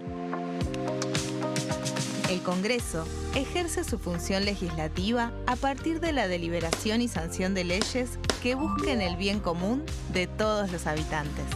Durante 2024 se sancionaron 44 normas de enorme trascendencia, como la Ley Bases y Puntos de Partida para la Libertad de los Argentinos, la Ley de Medidas Fiscales Paliativas y Relevantes y la Boleta Única de Papel. La Constitución Nacional determina las atribuciones del Congreso, las cuestiones sobre las cuales puede y debe legislar, así como sus limitaciones. También establece la relación entre los distintos poderes, que es fundamental para equilibrar el sistema republicano. Además de legislar, el Congreso tiene la función de ejercer el control del Poder Ejecutivo. Entre otras atribuciones, ese control incluye el pedido de informes, las interpelaciones, la actuación de la Auditoría General de la Nación, dependiente del Congreso, la posibilidad de solicitar juicio político y la aprobación de las cuentas de inversión. Desde la reforma constitucional de 1994, el jefe de gabinete de ministros tiene la obligación de concurrir periódicamente al Congreso para informar acerca de la marcha del gobierno. Este informe se realiza alternadamente en cada Cámara del Congreso.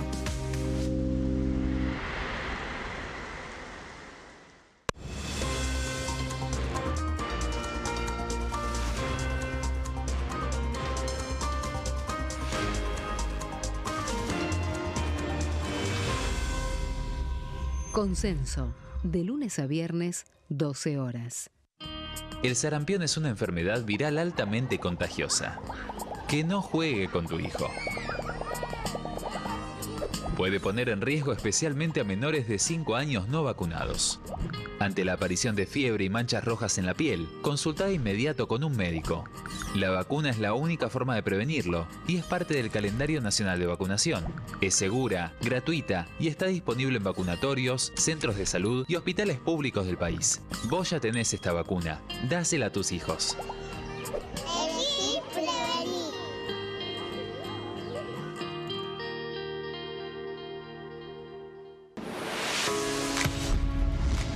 ¿Cómo funciona el Congreso? Cuando un proyecto de ley ingresa a la Cámara de Diputados, ya sea presentado por un legislador, enviado por el Poder Ejecutivo o producto de una iniciativa popular, se trata primero en el ámbito de las comisiones. Las comisiones son el espacio de análisis y debate sobre los proyectos conformadas por legisladores de distintos bloques. Hay 46 comisiones permanentes que son centrales en la discusión parlamentaria, como Presupuesto y Hacienda, Asuntos Constitucionales o Legislación General. Existen también 32 comisiones especiales que tratan temas específicos. En su mayoría son bicamerales, es decir, que están compuestas por diputados y senadores, como la bicameral de trámite legislativo, encargada de analizar los decretos del Poder Ejecutivo. Para que un proyecto sea tratado en el recinto, debe contar con el apoyo de la mayoría de los integrantes de las comisiones a las que haya sido girado. Al finalizar una reunión de comisión, se dictamina sobre la pertinencia de tratar el proyecto en el recinto. El dictamen puede plantear la aprobación del proyecto o su rechazo.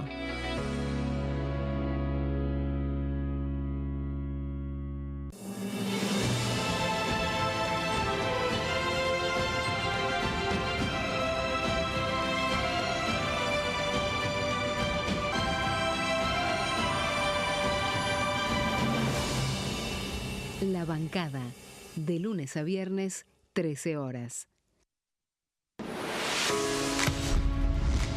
¿Cómo funciona el Congreso?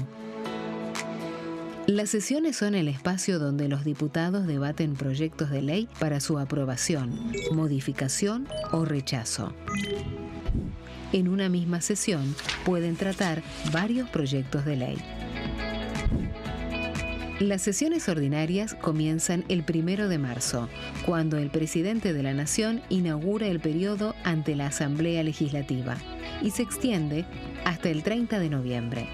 El Poder Ejecutivo puede convocar a sesiones extraordinarias o prorrogar las sesiones ordinarias.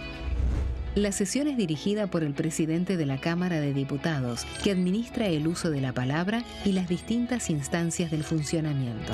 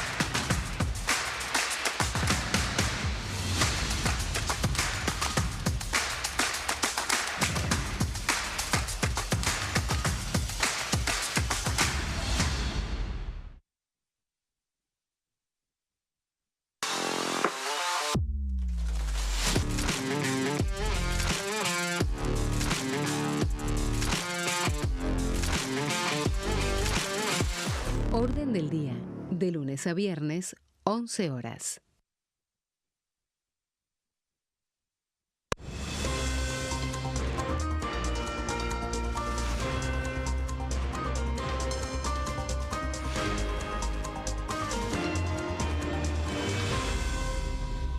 Consenso, de lunes a viernes, 12 horas.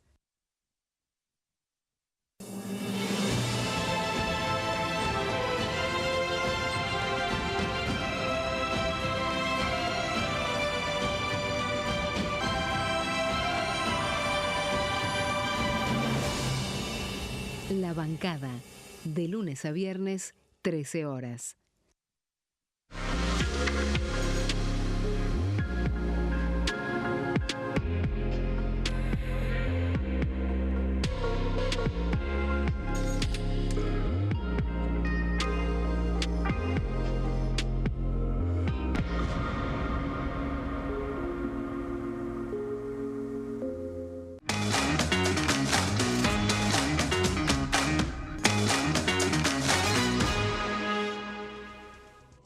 Seguimos aquí en Pasos Perdidos repasando la información parlamentaria y nos interesan mucho los temas judiciales porque, bueno, es uno de los tres poderes del Estado, es uno de los poderes que controla la Cámara de Diputados a través y de senadores a través de las leyes que luego tiene que ejecutar el sistema judicial argentino. Y el presidente de la Nación, cuando estuvo aquí presente el domingo 1 de marzo, inaugurando las sesiones ordinarias, le dio un pasaje, un capítulo importante de su discurso, la necesidad de mejorar el servicio de justicia y transformar definitivamente esta parte de la institucionalidad argentina. Con Pablo Varela hablamos de las vacancias que tiene el Poder Judicial. Hay otros proyectos. Claudio Mardonés, en este mes de marzo, en esta primera etapa del mes de marzo, donde el 8 es el Día Internacional de las Mujeres, bueno, un tema que es recurrente, la participación femenina de las mujeres en el sistema judicial. Totalmente, y que lo traemos a colación porque nos permite aportar otro mosaico del escenario de la relación del Poder Ejecutivo Nacional con el Poder Judicial y el rol que tiene el Congreso en el medio, ¿no? Todo cruzado, por supuesto, por el funcionamiento de la Comisión de Acuerdos del Senado, el funcionamiento de la Cámara Alta, el rol determinante que tendrá para poder cubrir todas las vacantes que, como nos contaba Pablo Varela, son números muy abultados que superan las 300 postulaciones entre un trámite y el otro que no se han concretado. Y la otra pieza, también la desmenuzamos hace un ratito, es la situación de la Corte. ¿Qué es lo que va a pasar finalmente con las dos vacancias que dejaron Elena Hayton de Nolasco y Juan Carlos Maqueda, que sumaron un intento del Poder Ejecutivo Nacional que fracasó hace poco más de un año? Y en ese contexto, bueno, veníamos contando que en estos primeros días la mesa de entradas de las dos cámaras arden porque empiezan a entrar gran parte de los proyectos que los diputados han venido preparando, los legisladores han venido preparando durante el verano. Hay que decir que parte del proceso extraordinario les quitó mucho la atención y les demandó mucho esfuerzo, pero eso no ha impedido pedido que ingresen algunas iniciativas que nos permiten pensar la situación actual de la Corte con un tema que no puede pasar inadvertido y que también elegimos puntualizar en este informe de Pasos Perdidos. Bueno, vamos a desarrollar un proyecto y vamos con la primera placa presentado por el diputado Maximiliano Ferraro de la Coalición Cívica y se enfoca en la representación femenina de la Suprema Corte de Justicia y en los demás tribunales colegiados. Así que, hablando de temas históricos, vamos a hacer un breve repaso también sobre los orígenes de la norma que reglamenta el funcionamiento de la Corte y que reorganizó a la justicia argentina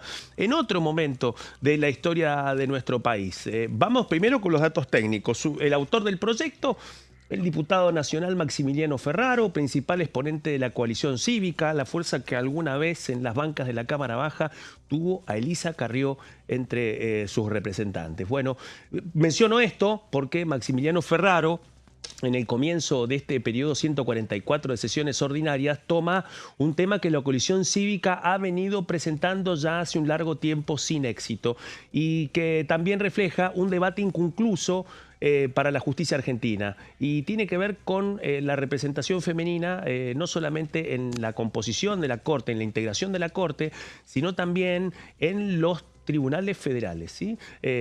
¿A qué se refiere Ferraro con esto? A la reforma de 3 artículos. Me refiero al artículo 21, 22 y 31. ¿De qué ley, me preguntarás vos, Amanda? Debo contestarte. A ver. A partir del decreto ley, ¿sí?, 1285/58, es decir, un decreto ley, un decreto firmado también por un gobierno de facto, que fue firmado el 4 de febrero de 1958. ¿Quién presidía la Argentina en ese momento? Bueno, la dictadura integrada por Pedro Eugenio Aramburu y también por Isaac Rojas, ¿sí? Esas leyes después fueron ratificadas por la Corte Suprema de Justicia, se incorporaron al plexo normativo argentino y rigen. Luego también se modificaron a lo largo del tiempo en la democracia, pero son de las leyes que rigen todavía hoy el sistema argentino y que no fueron discutidas democráticamente, fueron concebidas en un proceso militar, en un proceso de dictadura y luego, bueno, hubo que ayornar el sistema a lo que quedó prefigurado en ese momento. Absolutamente. Así es que este proyecto nos permite viajar hacia el interior de esta norma, ¿sí?, que la Corte Suprema de Justicia la validó y que en ese contexto forma parte del funcionamiento estructural del Poder Judicial, no solamente con el funcionamiento de la Suprema Corte de Justicia, sino también,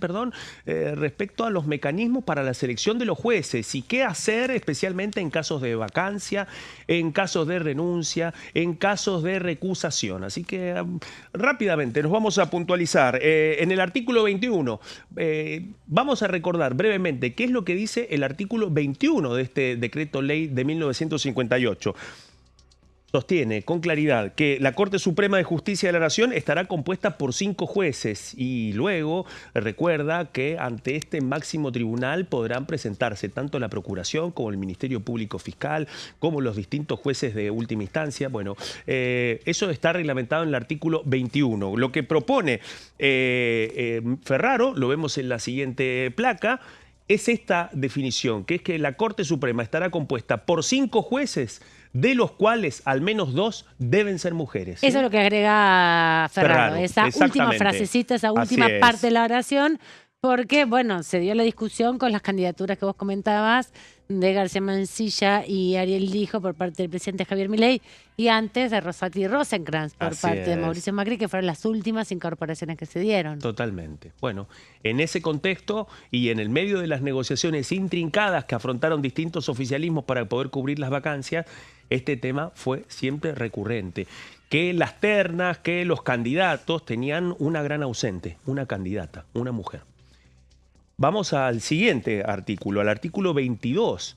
Bueno, en el caso específico del artículo 22, repasemos, perdón, brevemente, ¿cuál es la definición? En primer lugar, el artículo 22 lo que plantea son los métodos para integrar al tribunal. En los casos de recusación, excusación, vacancia o licencia, el artículo sostiene que se integrará hasta el número legal para fallar mediante sorteo y acá viene el tema, mediante el sorteo de los miembros de las cámaras nacionales y las cámaras federales y también de las cámaras provinciales, obviamente del fuero federal, que son los que pueden participar de los sorteos para reemplazar esas vacancias. Insisto, los famosos conjueces. Los famosos conjueces, exactamente. Porque uno se pregunta, bueno, ¿y esto de los conjueces de cuándo viene? ¿De dónde sale? Viene de este decreto ley del año 1958. Obviamente en aquel momento no había ninguna mención para la posibilidad que garantice la participación de una mujer. Bueno, eso sigue exactamente igual y ese es el objetivo de esta iniciativa. Una que se suma a la gran cantidad de iniciativas que durante los últimos 20 años han buscado profundizar este debate y que hasta ahora no ha logrado con las mayorías políticas suficientes para poder transformarse en ley e introducir un cambio de la democracia sobre prácticamente la ley orgánica de la Suprema Corte de Justicia que fue finalmente autodictada por una dictadura. Pasamos a la siguiente placa para poder comprender cuál es la propuesta que hace Ferraro sobre este artículo 22 que estábamos repasando su composición actual. Bueno, el artículo 22 propuesto incluye esta definición, que en todos los casos previstos por el presente artículo, la Corte se integrará hasta el número legal para fallar con al menos 1/3 de mujeres. Esta definición se extiende para la composición del resto de los tribunales y así rápidamente pasamos a la siguiente placa. Porque el artículo 31, que es el tercer artículo que el diputado Ferraro propone modificar con este proyecto, lo que hace es establecer los mecanismos de integración de estas cámaras que hemos mencionado. Me refiero a cámaras de apelación en lo penal, en lo económico, del fuero federal y también del trabajo. El artículo 31...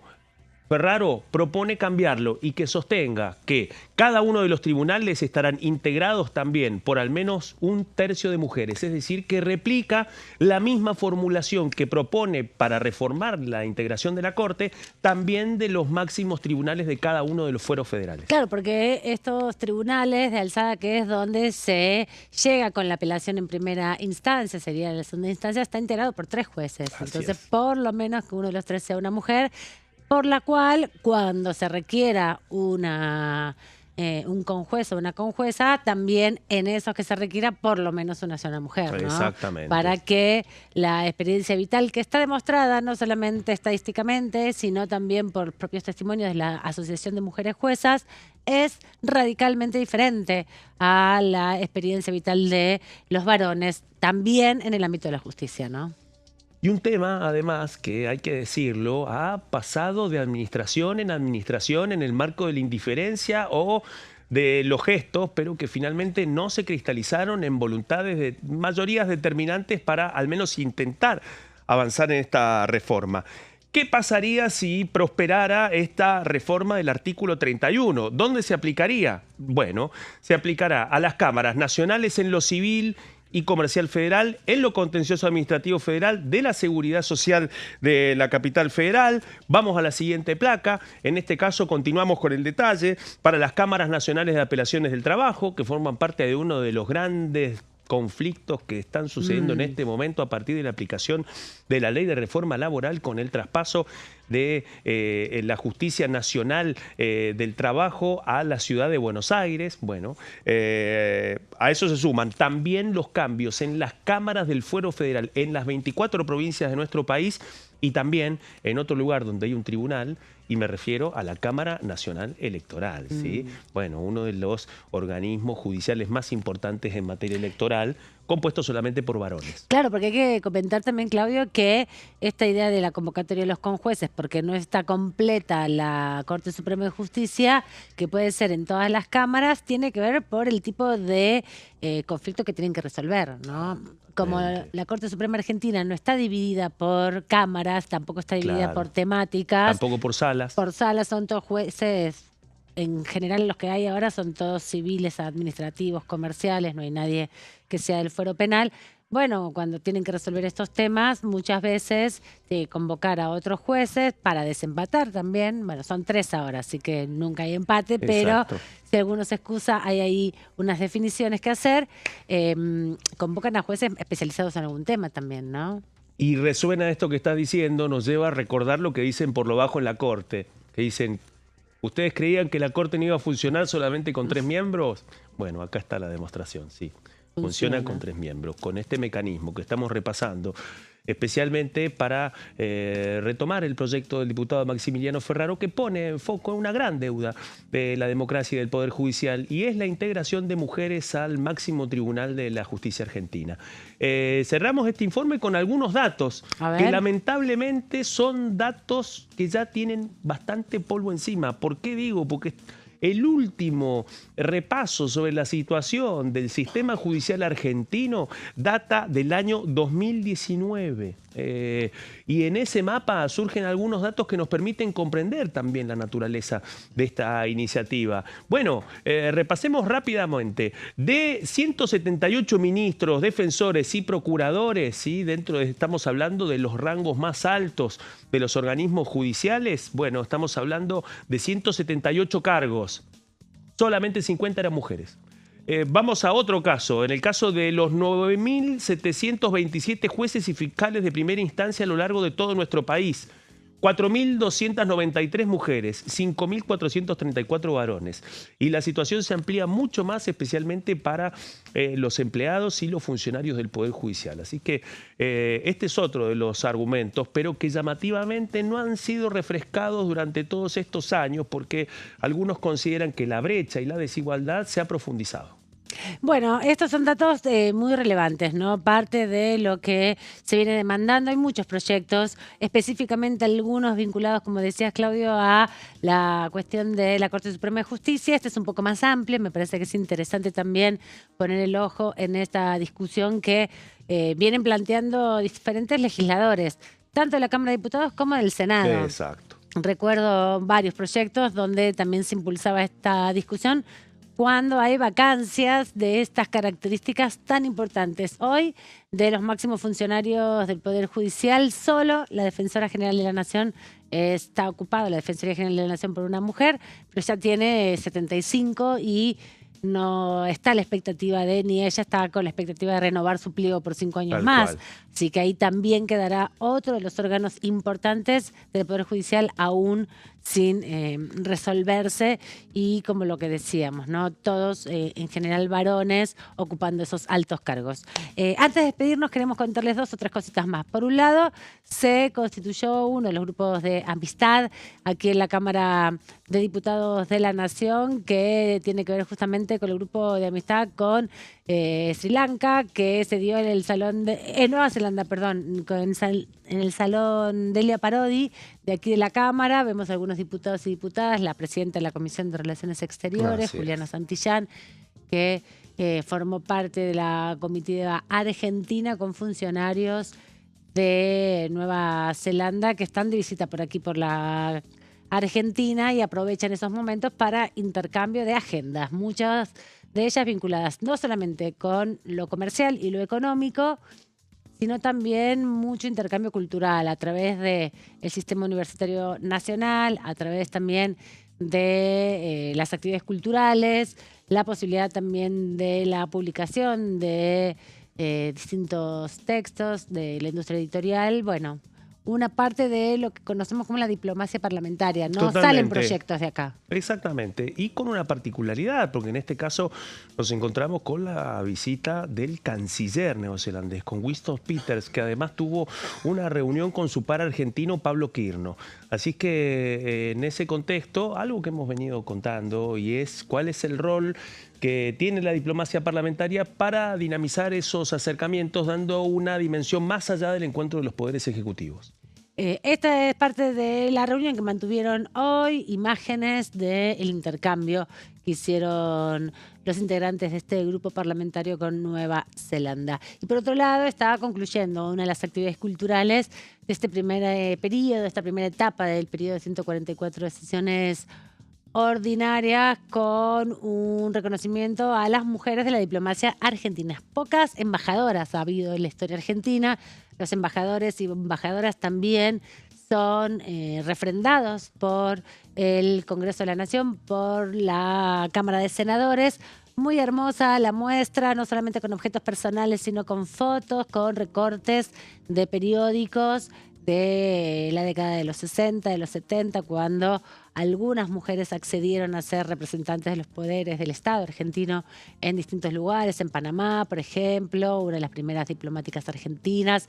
Están los pasaportes, están los legajos, que son súper interesantes de leer, eran parte también del sistema diplomático, no eran diplomáticas de designación política, ¿no? Sino de carrera. De carrera, todo el trabajo.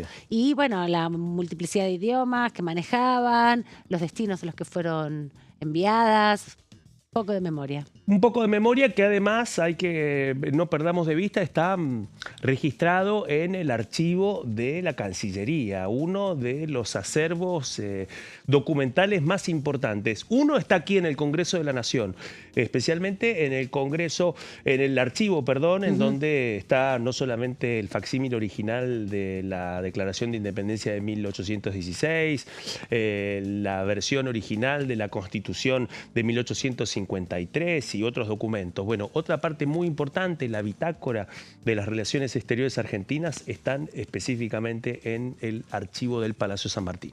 Aquí el Museo Parlamentario abre un poco sus puertas, se puede visitar. El Museo Parlamentario es muy lindo también, sobre uno de los edificios anexos de la Cámara de Senadores, pero cada tanto traslada algunos de los materiales, arma esta curaduría junto a la Dirección de Cultura de la Cámara de Diputados y nos permite hacer un poco de memoria y conocer parte de la historia que, bueno, yo personalmente no tenía ni idea cómo era la carrera de las diplomáticas argentinas y me sorprendí gratamente que por lo menos una docena de mujeres han sido representantes del Estado argentino en destinos importantes de Latinoamérica principalmente y algunos también de más lejano de Europa, países no tan centrales, pero con los que Argentina siempre ha cultivado un vínculo. Así es que en ese contexto, invitados e invitadas, por supuesto, para poder conocer parte de las entrañas de la diplomacia argentina en uno de los salones más importantes del anexo del Congreso de la Nación. Bueno, hasta aquí llegamos y les decimos siempre, ¿no?, que estén atentos a las actividades de cultura que hace la Cámara. Se pueden visitar, vayan a visitar también el Molino, que es restaurado y es muy, muy hermosa la visita. Claudio Mardones, que tengas buen fin de semana. Este domingo no hay que trabajar, por lo menos acá. Un gustísimo. Un domingo que no nos toca las sesiones de apertura ordinarias. A ustedes les agradecemos mucho por esta larga semana que nos acompañaron con la información del Congreso Nacional. Mañana de nuevo, obviamente aquí a las 16 horas, con Pasos Perdidos para compartir todo lo que sucede en Cámara de Diputados. Adiós.